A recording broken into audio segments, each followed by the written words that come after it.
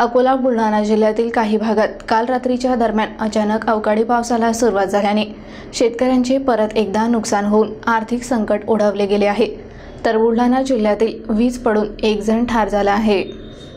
कधी ढगाळ वातावरण तर कधी उन्हाचा तडाखा अशा विचित्र वातावरणात गुरुवारी रात्री अचानक विजांचा कडकडाट होत वादळी वाऱ्यासह अकोला व बुलढाणा जिल्ह्यात पावसाला सुरुवात झाली। अचानक आलेल्या जोरदार पावसामुळे सोंगणी केलेला हरभरा अस्ताव्यस्त झाला, तर उंब्यावरील गहू वादळी वाऱ्याने झोपला आहे। तसेच कांद्याचे नुकसान होऊन रब्बी ज्वारी काळी पडण्याची शक्यता शेतकऱ्यांनी वर्तवली आहे। शेतकऱ्यांनी मोठ्या कष्टाने पेरणी केली होती।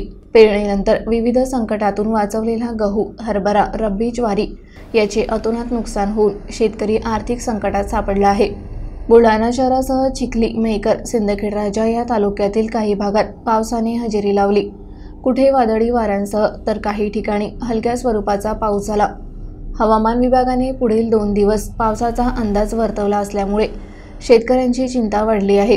या अवकाळी पावसाने जीवितहानी देखील झाल्याची घटना बुलढाणा जिल्ह्यातील शेगाव तालुक्यात घडली। शेगाव तालुक्यातील टाकडीहाट विरो या गावातील रहिवासी 22 वर्षीय सूरज सुभाष निंबाळकर हा इंडियन ऑइल पेट्रोल पंपावर घरून कामावर जाण्यासाठी निघाला असता जयपूर लांडे फाट्याजवळ या युवकाच्या अंगावर वीज पडली व तो जागेवरच मृत्यू पावला।